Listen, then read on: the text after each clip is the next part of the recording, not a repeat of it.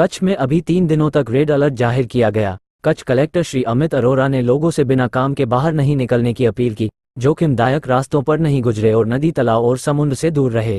આપણે બધાને ખ્યાલ છે કે છેલ્લા 2 દિવસમાં સારો એવો વરસાદ કચ્છમાં પડ્યો છે અને હજુ પણ આવનાર 3 દિવસ સુધી કચ્છ રેડ એલર્ટ ઝોનમાં છે, એટલે ભારેથી અતિભારે વરસાદ ત્યાં થઈ શકે।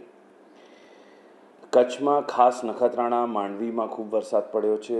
રાત્રે 12 વાગ્યા પછી જેમ વાત કરું તો નખત્રાણામાં 7 ઇંચથી વધારે વરસાદ પડ્યો છે, પરંતુ હાલ છેલ્લા 2 કલાકથી વરસાદ ઘણું ઓછું થયું છે, એટલે પાણી નીકળવાનું ને બધું ચાલુ છે। પરંતુ મારી બધાને વિનંતી છે કે ખાસ જ્યારે અત્યારે જન્માષ્ટમીનો માહોલ છે તો જે રીતની વરસાદની ગજવીજ સાથે વરસાદની આગાહી અત્યારે છે તો કૃપા કરીને પોતાના ઘરથી બિનજરૂરી બહાર નીકળવા ટાળે। હરવા ફરવા કે જોવા કોઈ જગ્યા જળાશયના નજીક ના જાય। ખાસ કરીને કોઈ કોઝવે અથવા પાપડી હોય જેના ઉપરથી પાણી વહેતું હોય તો એને જોખમી રીતે ક્રોસ ના કરે। સમગ્ર વહીવટી તંત્રને અલર્ટ કરવામાં આવ્યું છે। તલાટીઓને ગામે રહેવા સૂચના આપવામાં આવેલી છે। પ્રાંતોને મામલતદારોને અલર્ટ રહેવા સૂચના આપવામાં આવેલી છે। સતત દરેક ગામમાં આપણે અલર્ટ ઉપર છીએ।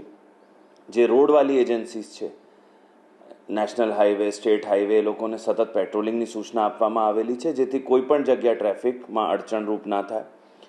મામલતદાર ઓફિસ, કલેક્ટર ઓફિસ સતત કંટ્રોલ રૂમ કાર્યરત છે।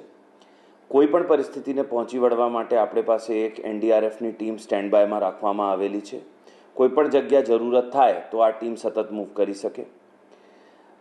ફરી એકવાર બધાને મારી વિનંતી કે ખાસ જન્માષ્ટમીનો તહેવાર છે, પરંતુ આ પરિસ્થિતિને જોતા કૃપા કરીને બિનજરૂરી ઘરથી બહાર નીકળવા અને ખાસ કરીને કોઈ પણ જળાશયની નજીક જવા ટાળવા જરૂરી છે।